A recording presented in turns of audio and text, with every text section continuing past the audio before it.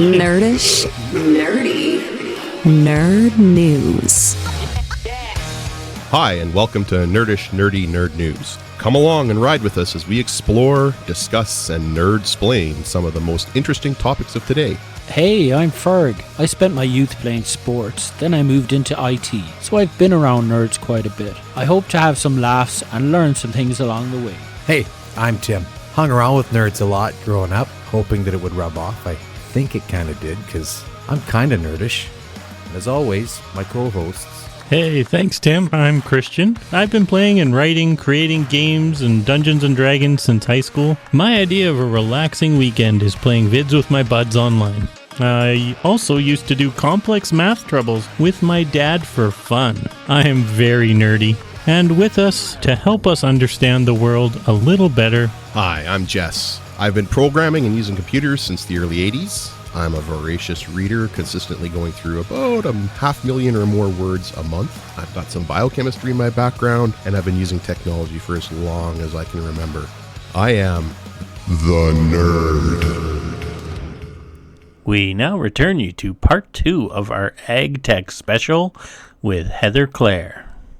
The implements were able to do that, right? Like they're already able to use the analytics to fertilize in like a little bit here, more there, and they could program all that in with the GPS, but they probably didn't have the tools, like you say, like this Farmer's Edge.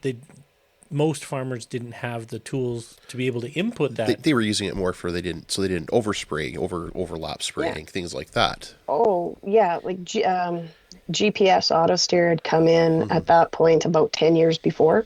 And just reduce, like, number one, you'd have thought that would have been like a pretty easy sell, but it took a really long time to get GPS and auto steer like consistently on equipment, because farmers, I don't need to spend the money on that upgrade. I can drive in a straight line until you can show them that they can't. Yeah, and then you start showing them the analytics and say, hey, if you can cut your overlap from 7% to 3%, this is how much you've saved across your whole farm. That times 2 years pays for your auto steer. Yeah. And to be honest, that was a big part of what we did with Farmer's Edge, is that we started pulling all this as applied data. And we had farmers taking the as applied analytics to their bankers and showing them, I have this much of my land that I go over once, I have this much twice, and this much 3, 4, 5, whatever, because of depending on the different bushes and such. And they would take that to their bankers and say, using this, if I upgrade my equipment to sectional control, I can cut back my overlap by X, and I will say I'll be able to pay this off in so many years. And it started making it an informed conversation, like a very mathematical conversation. Yeah. And more farms were using that. We're using Oh, totally. Do you know who else loves it? Is quartz. So like you start being able to use satellite imagery and be able to compare year over year yields of an area, and then you can overlap them and say, this area should have been able to produce this, but guess what? My neighbor's spray drifted onto my field, and I can mathematically show you how much it should have been able to produce. So all of a sudden it takes some of these small claims, and yeah, we got subpoenas quite frequently because good fences make good neighbors, and there's no fences left out there. But there was all of a sudden this interest in being able to use these interesting tools. Now, I mentioned the weather system. Something else that you can do when you have consistent weather data is you can start making models that are based off of each crop variety and be able to analyze in this area. I know that, I got to back up 1 second. Every plant requires a specific amount of energy from the sun to pop out of the ground, to produce a seed, to flower, to produce a seed, and to die, right? Like there is a life cycle. They actually know what those that amount of energy is. They've done a lot of research at the universities on this subject. So for a general wheat breed, they know that it will pop out of the ground at this amount of energy. It will flower. It will set these leaves at these increments. Mm-hmm. It will pop the flowers at this point. It will set seed here. It's going to take this much time for it to go through the different stages. Mm-hmm. For everything other than corn, it's called growing degree days. And corn, it's called corn heat units. So we can, yeah, we're really, I think corn probably got it done first because honestly, the money's in corn because there's just so much of it down in the States. Yeah. But you can use these analytics to be able to predict when your crop is going to be in specific stages. You can also use it to predict when bugs might show up, like when insects might infest. Yeah. So you can use it to dial in when you're scouting. You can take it one step further and say, this variety of wheat is 4 days earlier than the average or the check, mm-hmm. which is what we call it. So therefore, speed up the model. This one's 2 days later, slow down the model. So we were using this weather data to be able to create these very high-end, accurate models of the different crops in your area. So all of a sudden you're on the boat and you're like, do I have to go home to spray? And you can pop it open and take a look on the app and say, well, I can probably spend one more day out here with the kids. Mm-hmm. What does that give you? Yeah. You know? Yeah. It was really awesome to show you don't have to be here to be here. Mm-hmm. You can improve quality of life, all that kind of stuff. But like you said, even being able to predict when insects or when a fungus, like if it's so much rain for so many days, mm-hmm. we might get, this particular fungus blooms in these conditions, and to know that those things are coming or are possible. What is happening? What is the relative humidity? You're Not even rain. How humid is it? Yeah. Is it so humid, and is it sustainably humid that sclerotinia is liable to set in? Yeah. We couldn't tell you if you had the spores. No, but we could tell you about the conditions. You know what the fun part about technology is now is that there's actually weather stations that can do analysis on the spores in the field, and they can actually tell you. And it is so cool. Like there are weather stations that use AI to show you disease in your field, and there's other ones that use AI to like analyze the bugs. And it's like it just keeps adding and building, and it's so cool. Yeah, let's use that to move into the next little bit here. So you have there's someone at your door, Christian. Yeah, there is. That's okay. It's the UPS driver. It's probably. Probably. Technology. Well, so I got the technology. I'll just look at it on my phone. You're talking about AI, and I know when we talked to you previously about drones and the other various ways of measuring and monitoring, making those decisions. I know you had talked about drones were becoming. There's a company you were working for where they were using drones. So after I was at Farmer's Edge, I was there for 4.5-ish years, I think. I went to a company called Precision AI. It's a Regina-based small business.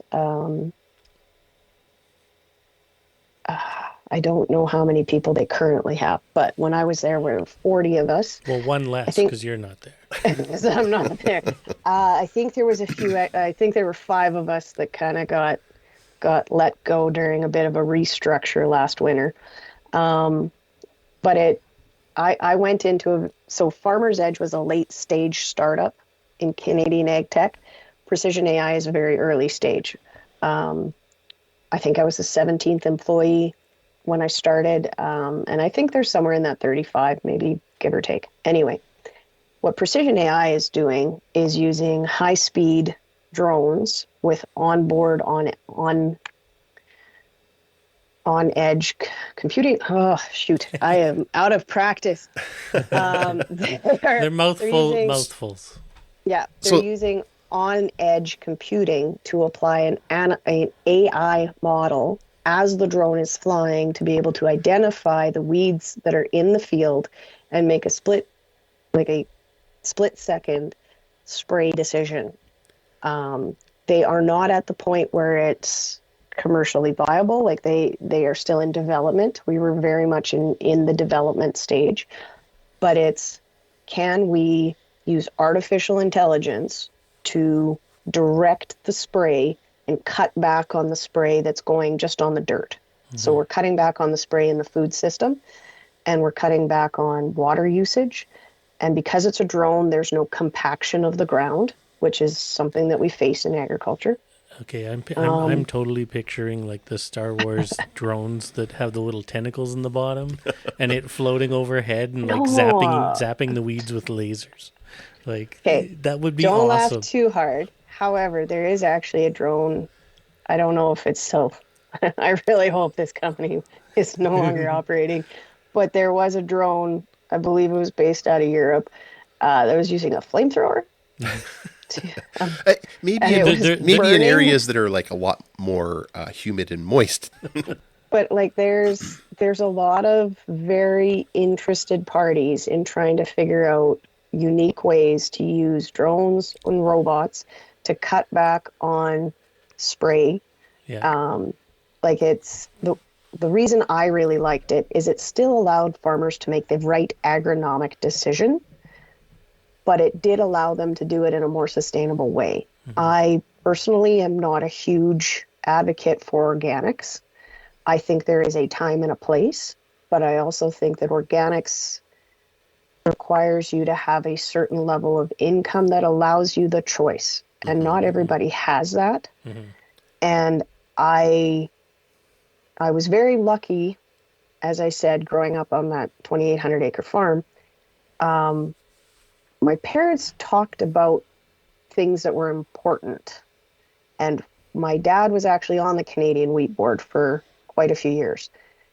So I got a different perspective on the industry, one of which being he told me about how the world market worked when it came to why Canadian grain was so sought after, because it was a premium, it was great for milling, it was considered the best of the best. And I don't know how we got to the point. I don't remember the entirety of the conversation, but I remember being really upset because Africa couldn't afford to buy Canadian grain.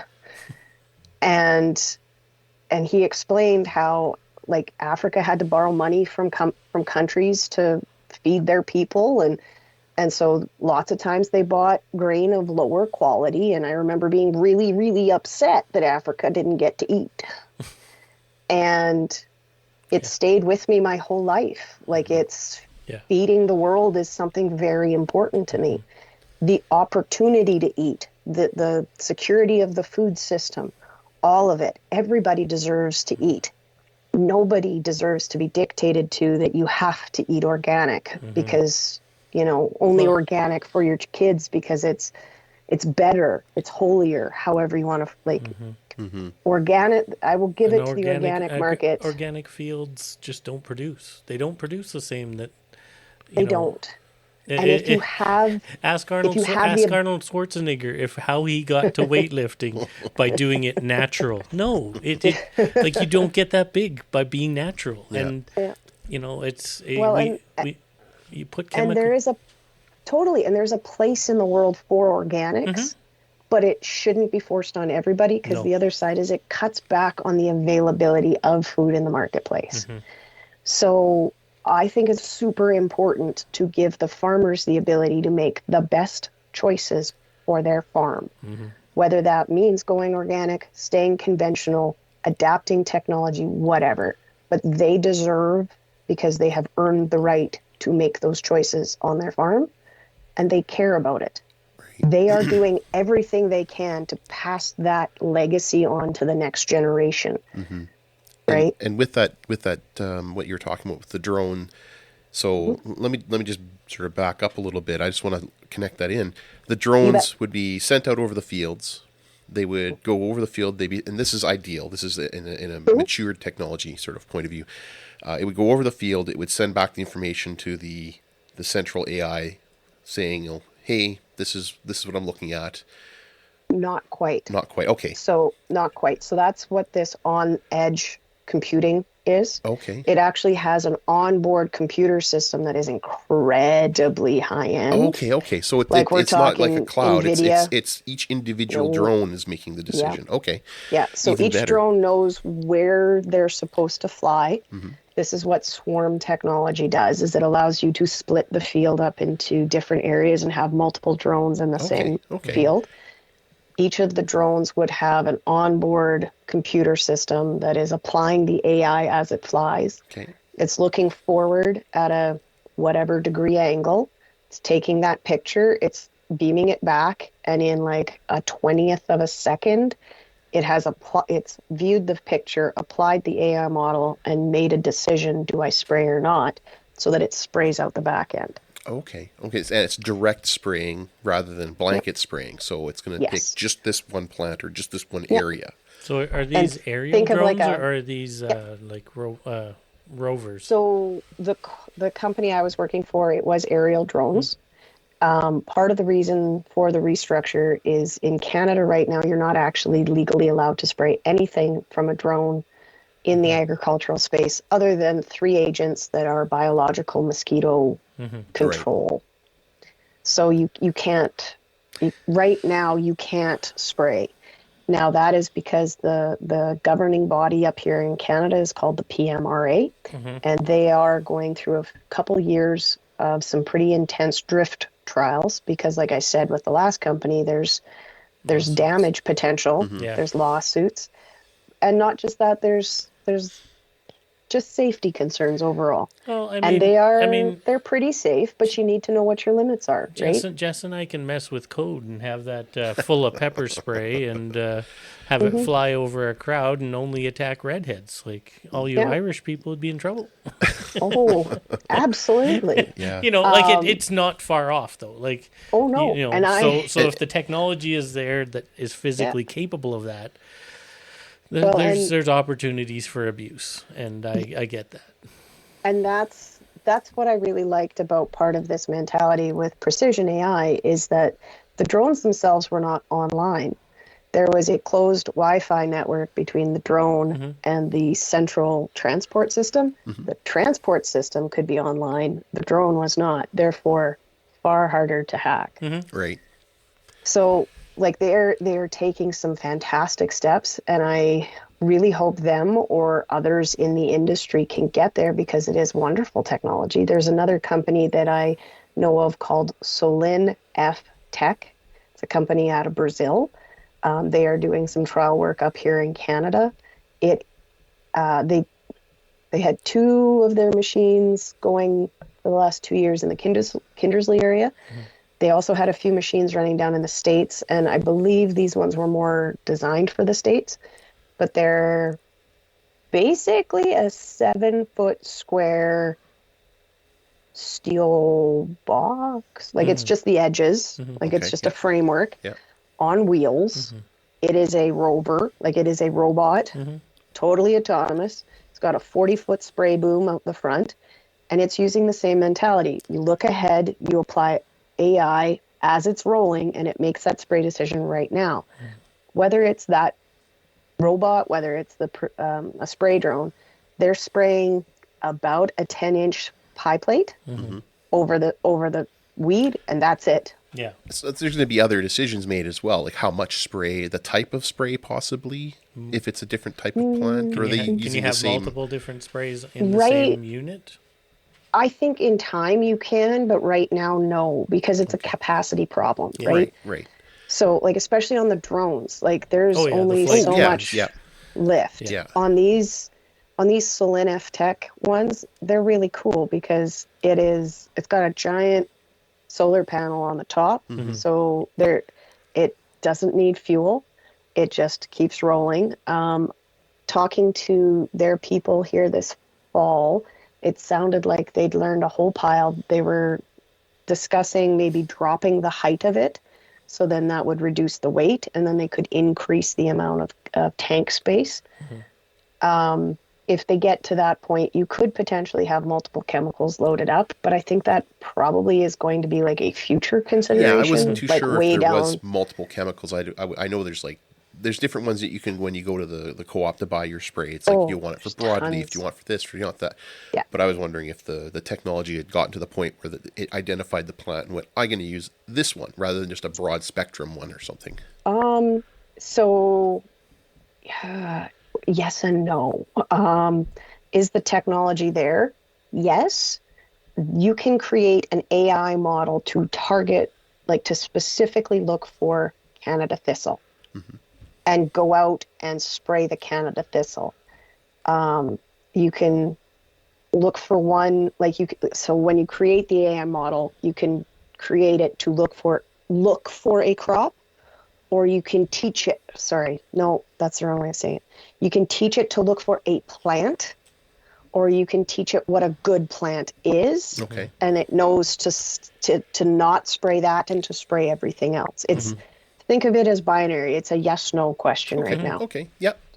And that's in time, you'll be able to say, hey, these 6 plants are, quote, hard to kill. So we're going to spray that with Lontrell, and everything else is easier to kill. So we're going to spray that with Buctrel M, because Lontrell is $20 an acre and Buctrel M is $6 an acre. So we'll be able to do that. Today, you would load it up. You would go spray the hard to kill weeds. And you would come back and you would clean it out. You would put the Buctrel in, and it would go spray everything else. Okay. That being said, still cheaper than running a sprayer over it. Yeah. Oh yeah. Now, Spraying the whole thing. all the information, I'm going to assume every little bit of information. See what I said there? Bit. As that drone or the rover or whatever the different device is calling, it's communicating back and recording, where it's sprayed, and I'm going to assume in the future what kind it's sprayed for, and you can take that information and you can say, wow, this field has a lot more weeds than this field. Yep. What's going on? Why? And you can start looking at things like that as well. Every little bit of data helps. So so are these communicating on their own RF network between the unit and the base station, or are they using, like we're here at Sasktel, are they using some of Sastel's infrastructure, like cell towers and things like that? LoRaWAN or something like that? It 100% depends on how it was created. Like the Selin F-Tech robots, they are using cell signal. So they have SIM cards loaded up on them, and they're transmitting back that way. I believe that, and keep in mind, I haven't been at Precision, so this is just kind of the things that I'm reading, and don't take this just as them. Like, this is general. Yep. What my understanding is, most of the drones are going to be doing is working on a closed Wi-Fi. So they'll be, when they would dock, then they would download. And then from that, I believe when it comes to drone work, it's taking pictures. So you're talking terabytes per field. Yeah. So unfortunately, LoRaWAN isn't really an opportunity with that one. So in that case, I would think there's either an upload or back to base and plug into more of a hardline connection. But there's always the opportunity for improvements. So for any of our listeners who don't know, LoRaWAN, just is an acronym, is Long Range Wide Area Network. It's low power, wide area networking protocols used. Like a Wi-Fi network. So yeah, it's like a low powered, low speed Wi-Fi network. It's awesome for transmitting data and small amounts of data. So if you think back to those weather stations that I was talking about, LoRaWAN would be phenomenal for that, because it is just a steady stream. Every 5 minutes, there's a little packet of data sent with, these are the current conditions. This is what the temperature is. This is the direction of the wind. Yeah, just to give people some context, and we're giving them these acronyms that we all know as nerds. Fergal's not here to help us out. He's kind of our, what the heck's that? He'll usually pop in. We'll be nerding out, me and Jess, and he'll pop in and be like, what are you guys talking about? What's this? LMO? What? Like... So when it comes to the way that it was taught to me, because I am, when it comes to telecom, I'm a baby. Cell signals they travel in a very tight pattern, and it takes a while to spread out. LoRaWAN, because it's such a smaller amount of information, it's a lot lazier signal waves, so they're much bigger. They can get into areas that cell signals don't necessarily get into. So when it comes to farming, LoRaWAN gives us some pretty interesting opportunities if we can find technologies to use it. Things like sensors on your seeder, sending data points up to the cloud, because once again, a data point is a small amount as opposed to terabytes of pictures. So when it comes to the future of farming technology, I think LoRaWAN is going to absolutely enable some very cool development. Because right now we're still using like a hard cable, like an actual physical connection to take it from the seeder's brain box back into the tractor. Well, and to help people understand that a little bit too, the LoRaWAN, because of it being such small bits of data, it saves a lot of battery and energy. Yep. So you can run a LoRaWAN sensor on a single AA battery for months, because it's not continually broadcasting over and over and over and over. It's not, and you say it's not broadcasting pictures. It's just broadcasting a very simple data point of package data of numbers, basically. Yeah. So things like it turns on when it's needed. Yeah. Right. Like silo systems that measure like temperature in silos and humidity in a silo, and you don't need to know what that is second by second by second, but maybe 2-3 times a day or whatever you've decided that needs to be. And that's a perfect sort of communications for that. Yep. So anytime that you can space out the reporting, LoRaWAN should be a really good opportunity. When it comes to drones and that kind of stuff, it's so much more data, because so in that situation, drones are going to have their own hurdles to cross, because if you need all of those pictures to be sent back to be able to create, there's a couple different ways that you can do it, but digital twins are becoming very hot button topics in the ag industry, which is basically a digital copy of your farm.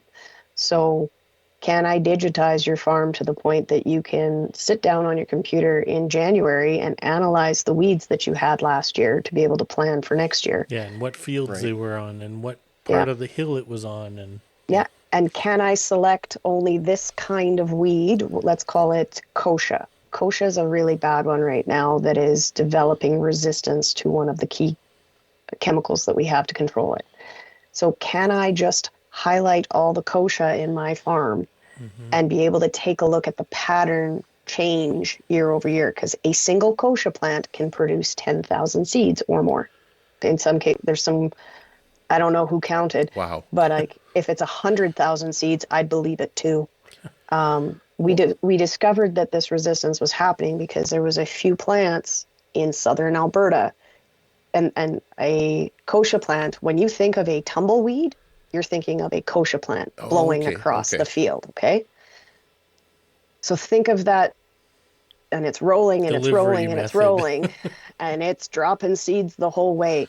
And there are these really fascinating pictures of a field that has already been sprayed, and these beautifully green plants growing in a straight line because they're resistant to the chemical that had been sprayed. And they went for miles. So if we can start using a digital twin to be able to start understanding like chemical resistance, we can start treating it better too. But it calls for a lot of data to be able to create that kind of high resolution picture of every inch of your field. And so I'm guessing that's kind of where Sasktel will start to fit into that in the future, is, being able to provide that data to these different partners, the backbone of that whole industry almost. So Sasktel is looking to take a different path than some of the other providers in the industry. What we want to do is create this infrastructure, so the background, so that everybody can tie into it and thrive off of it.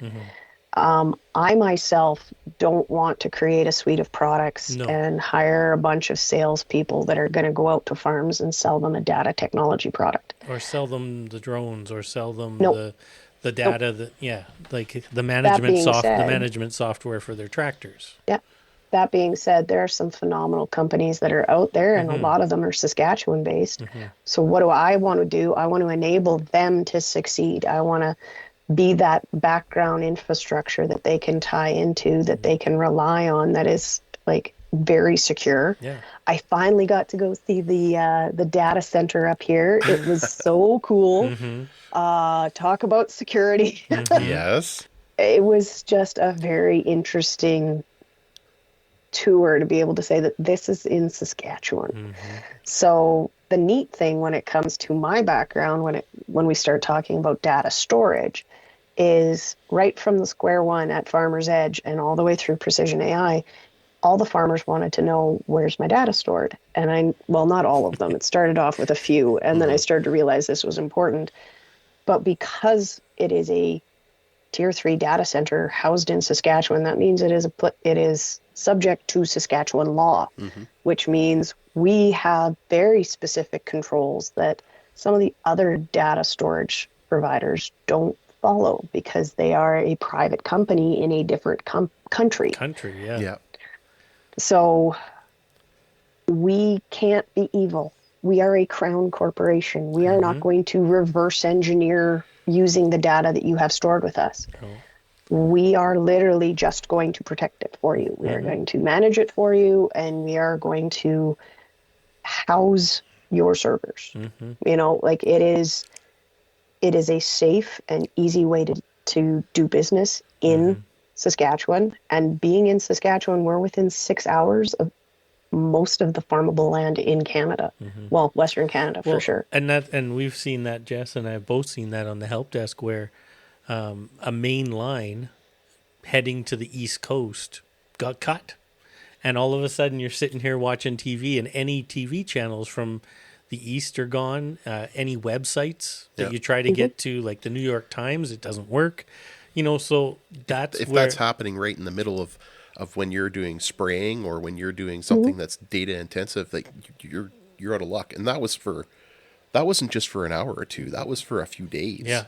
So, I mean, those lines can still get cut within our province, but at least we have the redundancies within the province to reroute that stuff. So, to get to your server data that is stored in your province is a lot easier than, some data center in Asia or Ontario or down in the States Well, and if you think about just pure upload, having the ability to plug into a data port that is right here, your upload time is going to be dramatically reduced. So if you're talking terabytes of data, the difference is it's here, you can just drive it over, or you take the AWS system, you have loaded all of your information up on what they call a snowball, which basically looks like a giant desk or like hard drive. And then you send that through UPS to one of their facilities, and it takes a couple days to get there, and then it gets uploaded. So not only do you have to put it onto a hard drive, now it's a physical drive that could be damaged or lost or stolen. And there's a big difference. So. Oh, yeah. And then the time to get it there and then get it uploaded. Yeah. So when you've got a facility that's right here, it speeds up your system. Well, and we're like, I mean, we've known this our whole lives. We've all lived here. And like weather-wise, I mean, we have some cold days and some hot days. We have the occasional tornado every 20 or 30 years that rolls through and does a lot of damage. But we're a pretty stable environment. We don't have volcanoes. We don't have, earthquakes. We don't have tsunamis. Like, I mean, your data's safe. And I've always said that, like, even my wife and I have talked about at times, like, we should move out to BC where, our cousins and stuff are, and it's so beautiful. It's always 20 degrees, and I'm like, yeah. And I'm a geologist by trade, so I'm just waiting for Vancouver to fall off the edge of the earth. Like a big one comes along, and all of Vancouver's just wiped off the map. Look at Iceland right now. They have they were thinking that the whole town was going to go up in a volcanic eruption. Right? Like, so I mean, we don't have that here, Nope. And On the other side, I like the sun. And I got family that lives in Vancouver, Tsawwassen area. right? They don't see it for quite a few Months. months. And it's just like, call me crazy. I'll take minus 30 and sunny. Yeah. Like, Yeah. We are crazy, though. People That's say, why minus 30 is horrible. It's like, not if you're prepared for it. No. Oh, and my favorite, so my aunt is the one that lives out in Vancouver. She grew up here, and she tried to have an argument with me that minus 5 in Vancouver is so much worse, Heather, than minus 40 in Saskatchewan. It's so cold. And I was just like, Auntie, it's still minus 5. The air isn't attacking your face. Yeah, or your lungs, yeah. Yeah, you don't inhale and instantly freeze every tube going down into your lungs. Yeah. I'm like, yes, it is a wet cold. Yes, it gets in your bones, but it's not gonna kill you. Yeah, you could lay there naked and drunk on the street for a few hours and you're still going to be fine. Yeah. Here, you sit down for too long and you're not getting up. No. Like, come on. I still love Saskatchewan. Yeah. I do too. I really enjoy visiting these other places, and I learn a lot every time any chance I get an opportunity to go to a new place and see the agriculture that they have. I do my best to take it. Like I had the opportunity to go to Penticton 2 falls ago. Mm-hmm. Yeah. And get to be part of it's called RPAS. It's the Remote Piloted Aerial Applicators program. I can't remember what the P stands for. Anyway, it's a industry group that's advancing mostly drone work, but robots as well within North America. It's it's company, it is wholesalers, it's designers, it is the chem industry, you name it. Like, it's everybody that's wanting technology to be adapted more. We had the chance to tour like the Agri-Food Canada site there and see tons of these orchards and how robotic foggers are getting used and all sorts of stuff. And it's really, really cool to see agriculture at a different level in different ways, but it's still agriculture. I guess we're still growing things. All we needed to do was we needed to get some of those farmers who were hidden nerd, closet nerds out and to start picking at that technology and saying, "Hey, I can do this with this." Well, like, does anyone? Do you remember what was it called? Like the Farm Report? Yeah. Oh It yeah. was on Saturdays. I at 1 remember o'clock that. or something. Yeah. It always interrupted my cartoon. Right? It was like, I'm watching my Bugs Bunny, and then all of a sudden, there's a very dry speaker talking to me. Yeah. But like, farmers have always been innovative. Like, I remember watching that I don't know why it sticks out, but it was a flax bale heating system, because this farmer liked to grow flax, but flax straw is the most unmanageable thing on a farm. You literally have to just Burn it. scoop it up and burn it. So why not bale it and burn it and turn it into a way to heat my barn for the winter? Yeah. And so we created a system that ran off of burning flax bales. Well, my Farmers have always been yeah, innovative. they have. And my wife's, one of her grandpas, lived on an acreage just outside of Regina, and he had just a small little John Deere tractor, like not a farm tractor, but bigger than a lawn tractor.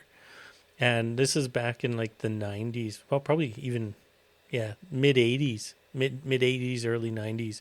He had somehow managed, and I don't know how, but she's like, we'd go there in the winter and we'd be staying with Grandpa, and it would snow overnight. And Grandpa would walk up to the window, grab his remote control, start up his tractor, and snow blow the entire yard from the living room. He'd rigged up some sort of remote control on his tractor, and he'd drive it up and down the whole yard. from inside the house. From inside the house. Like he was just a small little, he had a big vegetable garden and bunch of stuff like that. But I mean, that's the type of stuff I know.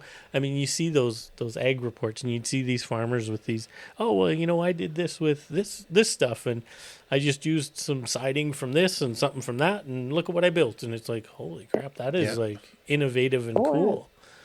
Like I love the fact that the creativity on a farm knows no bounds. Yeah. But they'll never call it that. But it's the necessity. It's literally the necessity of invention. Yeah. Yeah.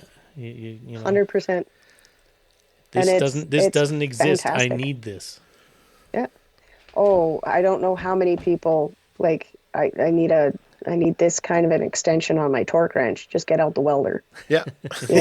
Like Yeah. they'll figure out a way to make it work. I need a metal. I love that. I need a metal brake. Okay, let's build it.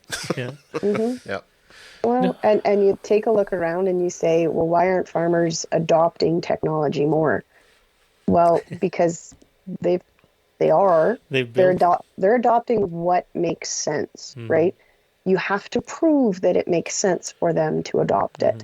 So I just think we're in such a wonderful time and we're in a wonderful place to be able to enable all of that.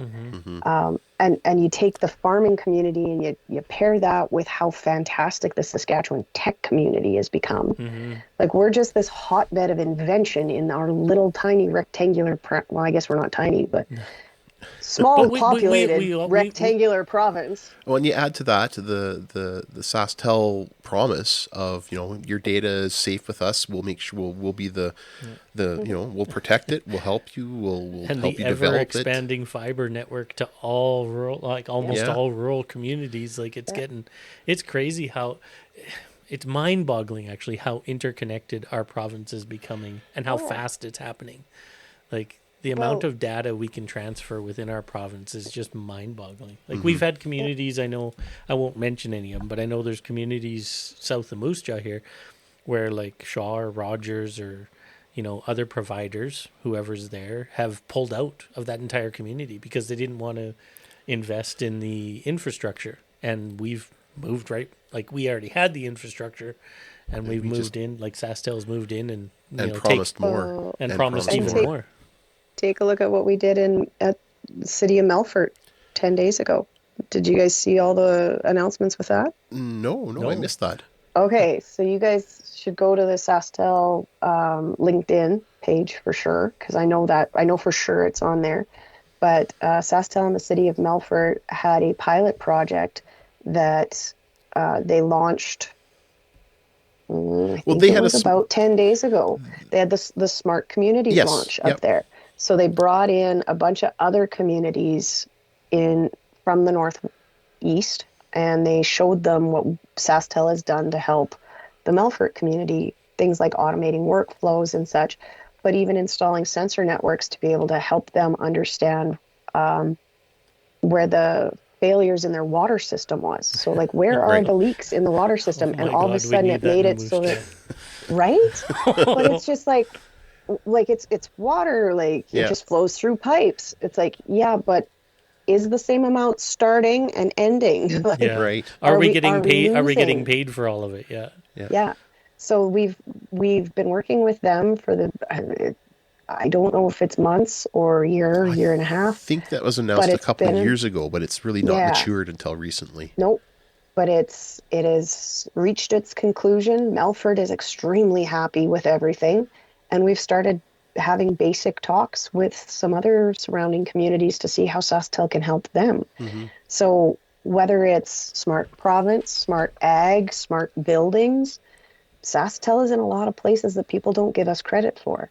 Like when I made the announcement on LinkedIn that I was coming to Sasktel to be their marketing manager in smart ag, Mike Stefanik is my manager here. He's my director. And he told me he'd never seen somebody get so many comments on an announcement post. And he goes, I can't wait to talk about this. And he was all excited. I said, did you read what people were saying? Because most of them were like, really? What? Why? like everyone was very happy for me. They knew what had happened, and honestly, startup life is hard. I worked very hard for Precision AI, and I loved and was very passionate about what we were doing. So I was, of course, heartbroken when things got restructured and I got let go. Well, now when those startups are starting, you can make sure that they have a smooth startup, and it helps. Well, and I have experience in data and analytics. I have experience in drones and AI and development and all that. And I can do my best to give, and a lot of Star Wars. Oh my goodness. I'm going to miss Marvel for the Marvels tomorrow night. And I know some people are saying bad things about it, but I'm excited. God, no. We saw it yesterday. It was amazing. I'm From so start to finish, excited it was for amazing. Like Kamala Khan is just amazing. I love Miss Marvel. You've got to watch Miss Marvel if you haven't. Okay, good. I did. That was the hardest first episode of anything that but I got through the first. It took me 6 tries. I was watching 5 minutes at a time because it was very cringy. But once you got past the first episode, I don't know, like the whole India-Pakistan split and like all the history to it. It was so cool. Yeah. And it was like, I just wish that first episode hadn't been so hard to chew. But it's... Oh, she fangirls out throughout the entire movie. It's amazing. Oh, I'm going to laugh so much. Oh, yeah. I can't wait. Yeah. But I won't ruin anything else about it, but it's awesome. I loved it. Like I was smiling cheek to cheek for the whole movie. Wow. And I know Yeah, go ahead. No, I was like, I just watched the Loki finale this weekend. Oh, don't say anything. I haven't watched that one yet. I did too. I will. Oh. I have never been so happy with a property. It went in a way I wasn't expecting, and I was totally. I've been avoiding all the social media and like the TikToks and everything else, and Reddit posts and everything, because it's like I just want. What is it? 6 or 7 episodes? It's like, just give me a chance to watch it. Yeah. Yep. I watched the first 3, and then I watched the last 3 because I was like, I know I'm going to need more than just a little piece. Yeah. And I was really impressed with how they did it. But and Ahsoka. I haven't watched that yet either. I'm so far behind in some of these series. And you're the nerd, jeez. Well, but this nerd just reads tons of books. I read too much. He reads too much. Gotcha. Well, yeah. Well, I'm only partway through the Brandon Sanderson. Like I finished the first. Have you read any of his stuff? Oh yeah. So I'm through the Kessler series. I can't remember the name of it, and I'm on to the next one. So it's like the Alloy of Law, and I've read that one, but I haven't read the second. I'm partway through the second one in the next trilogy. Okay. And my buddy really wants me to read Warbreaker too. So. Yeah, that's some really good writing. It is. Actually, there's if anyone's interested in yourself, he did, I think it was like 10 years ago, a series on writing fantasy and science fiction for a university, and they recorded all of it. It's on YouTube. You can actually watch him doing the like as he's standing at the front talking about like, this is how you create a magic system. This is how you create this. This is like a world building one, and he's fantastic. Well. And it's interesting when you, like, okay, we're obviously nerds. We're talking about nerdy agriculture. We're talking about Star Wars and Marvel. There's, going back to that 1971 article that I mentioned. Like, it is amazing how much science fiction has influenced where we actually take society. Take a look at Interstellar. You ever watch that movie? Yep. Matthew McConaughey. That is the way that my former CEO envisioned the world when he wanted to bring his drone project to life. You know, how do we make things as efficient as possible? Well, how did they do it in Star Wars? You know, what's the different technology? How many of us that grew up in the 80s wanted a hoverboard? You know? Oh my God, self-lacing shoes. It's called Velcro. And I mean, that's the kind of cool stuff when I came to Sasktel, that's the kind of cool stuff I was expecting here.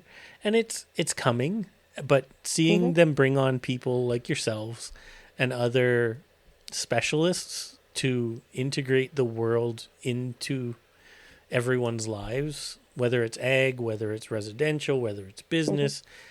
Seeing those specialists launch their products and have them succeed, that's actually one of the dreams I kind of have for Sasktel, is seeing us lead the way in the integration of our tech world, our nerd world, with reality and augmented reality. But that's totally. One of the coolest parts for me is I get to work with learning institutions. So I've got 2 different massive projects with the University of Saskatchewan.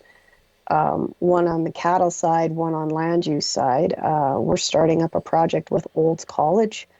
When you can start integrating learning, research, and industry, I really think that's where we start absolutely to catapult.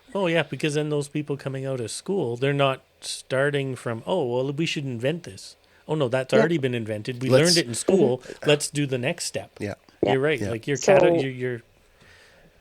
absolutely. and then working with organizations like Saskatchewan Young Farmers Association, Women in Ag, all the different conferences. Like we've got 2 incredibly good ag-based trade shows that are out of Saskatchewan. You've got Ag in Motion, which is massive. It's the biggest Western Canadian trade show. And then you've got the Western Canadian Crop Production Show is in January. So you've got an indoor and you've got an outdoor, and it brings the industry together twice a year to be able to show off, here's what's new, right?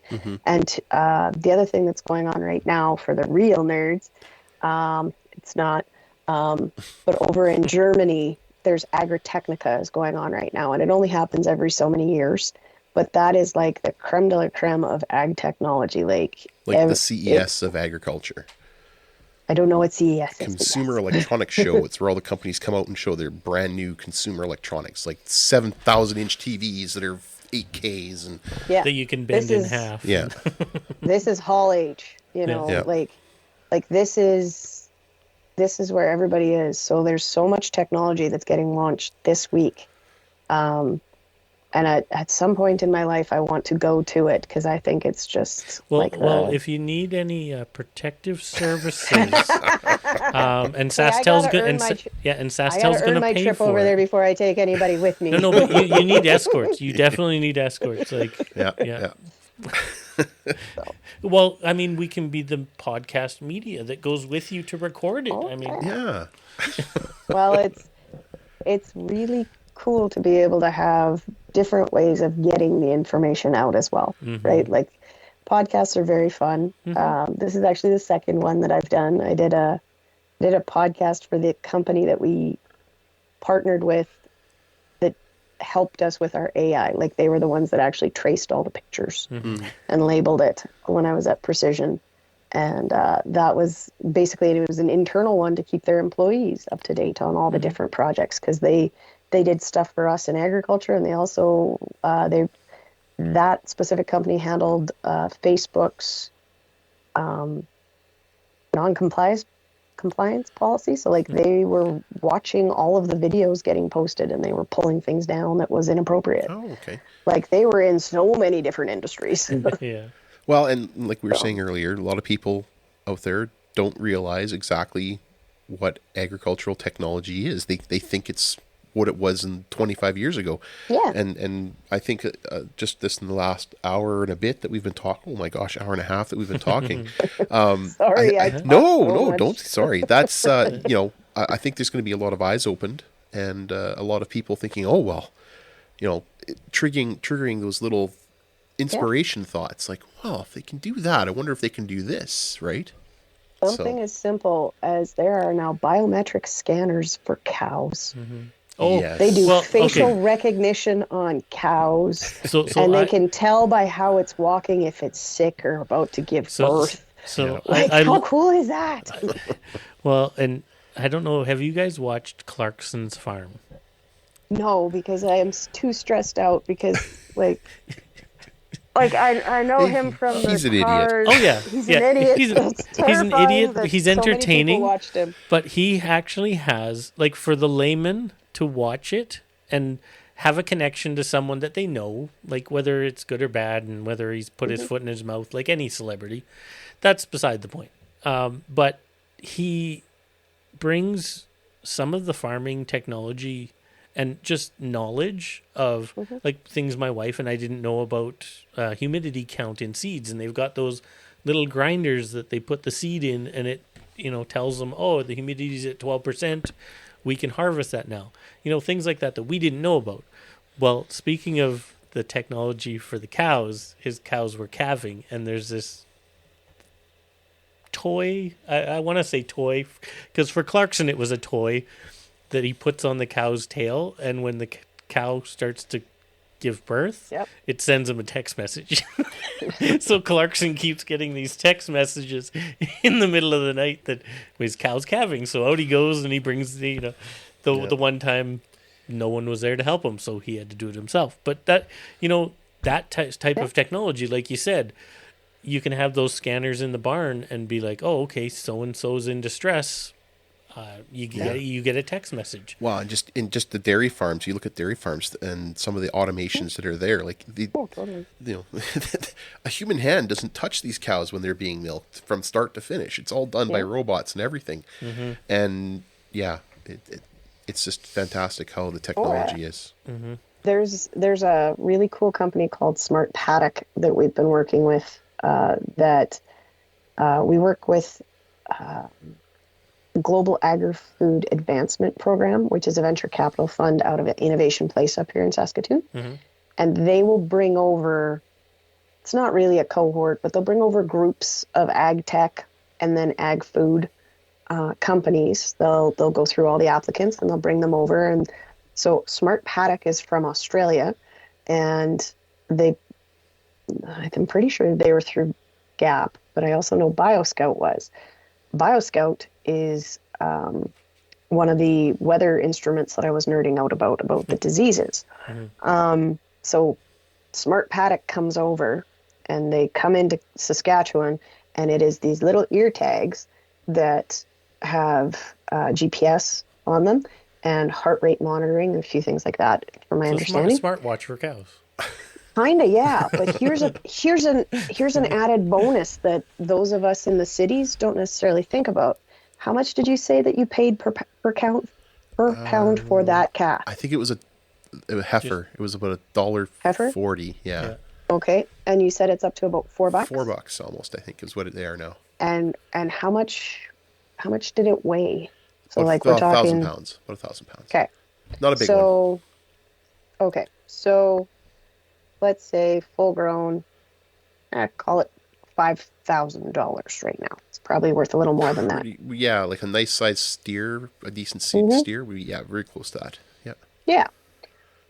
Do you know how easy it is to pull a trailer up to a fence, cut some holes in it, and drive some cows into a trailer and drive away with it? It happens a lot. And people don't know. Yeah.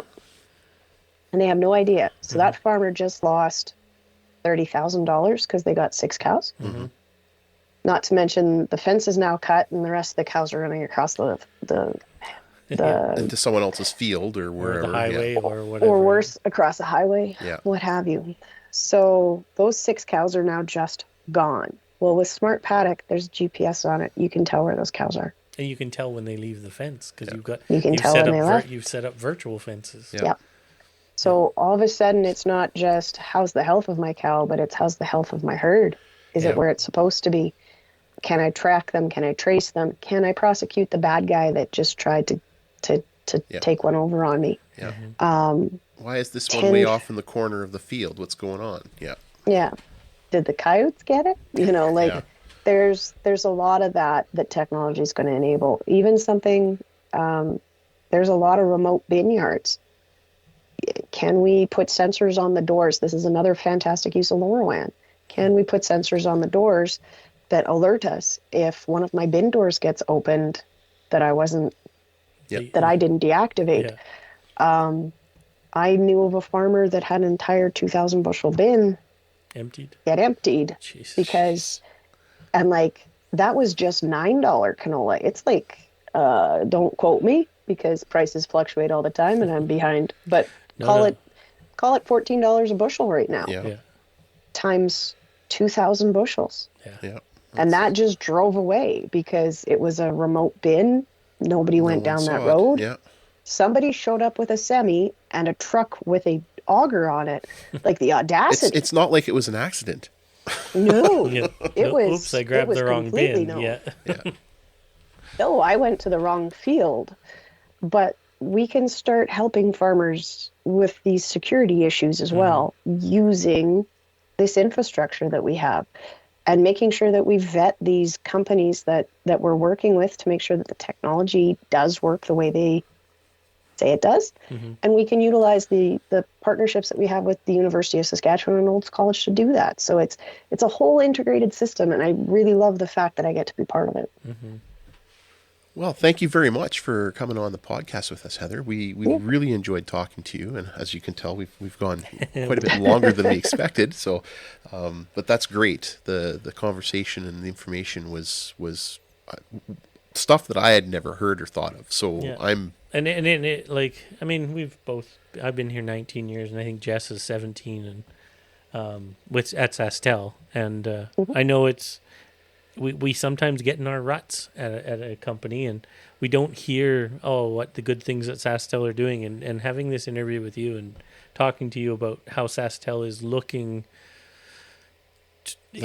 Actively supporting everyone outside of Regina and Saskatoon, because sometimes that's how people of the province feel. It's like outside of Regina and Saskatoon is no one cares about us. Like here we are in Moose Jaw, no one cares about us. We're not in Regina and Saskatoon, and to have them bring someone like you in to support everyone who is outside of every metro center in the province it's awesome. It's really it's a breath of fresh air to see Sasktel moving in this direction. So we appreciate you being here and talking to us. Very nice to say. Thank you.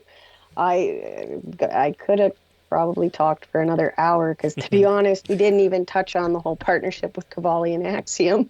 Well, and that's another wonderful thing. There's always the opportunity again to have another one of these. We'll definitely see what the Gregs say to us. Yeah, see what the powers say to us. So hopefully they're happy with what we've talked about. I hope that I've at least sparked some interest in ag and ag tech and how it keeps evolving. The one little thing that I'll say about the Axiom and Cavalli partnership is that one has me very excited, because all of these different companies that I talked about that have, like, whether it's the biometric scanner or the ear scanner, satellite imagery, John Deere case, what we can do is we can take all the data from all those different places and combine it into one dashboard so that you could actually visualize everything that's happening all at once. Yeah, you can click on the filter for where are the weeds. You can click on the filter for what was my growth. You can click on the filter for where were the grasshoppers. That doesn't only not only benefit. that, you can say where's my employees? They get your takes too. Running? Are the tractors running? Yeah. How much fuel do they have in them? How much fuel is in the tank? Yeah. What do I need to order? Hey, how much is in the bin? Yeah. Can I sell something? How much spray have I been using? Yeah. You betcha. Yeah. So it's taking all of these different systems, and there's so many systems in agriculture already. Yeah. But how do we organize them? And that's what this combination, pardon me, is going towards is how can we make really well-informed decisions, and how can we display it in a way that's going to be very useful for those rural customers, those agriculture customers. All of that data that's been gathered, now you give that back to the University of Saskatchewan and those ag students and professors and doctors and everyone else that are up there. They can take that now and do even more wonderful things with it. Absolutely. And the big key with it is an open ecosystem. So playing well with others, making sure that it has the APIs, that it can talk amongst itself. And can we take 2 and 2 and get 5? Yeah, you give me 4. Are there ways to find? You give me 400 Excel spreadsheets with thousands of lines of numbers, and I'm just going to glaze over. That's my job. What are you talking about? Exactly. That's what I said. I'm going to glaze over. Hence the reason I don't do your job. Can I cut it into a very concise, benchmarked report and actually get some analytics out of it? That's what this whole ecosystem is aiming towards, is how can we create analytics for farmers so they can make very strong decisions using the information that they have and not just have it sit in a drawer. Right. I like pretty pictures. Yeah. Jess reads. How do I visualize? Yeah. Jess reads. I watch lots of TV. I'm somewhere in the middle. See? Well, thank you guys so much for having me. Awesome. I really appreciate it. Thank you so much. Thank This you. has been wonderful time spent with you, Heather. So hopefully we'll get to do it again. Take care. Thanks again for letting us into your ear holes with this nerdish, nerdy nerd news podcast. Check out our website at wildshot.ca. You can find us on all the socials under Nerdish, Nerdy, Nerd News. Listen and subscribe wherever you get your podcasts. You can also subscribe and support us at patreon.com/nerdish to get more bonus content, show notes, and merch. If you'd like to send us topics for future episodes or comment about our existing ones, please email us info@wildshot.ca. And remember, stay nerdy. Nerdish, nerdy, nerd news.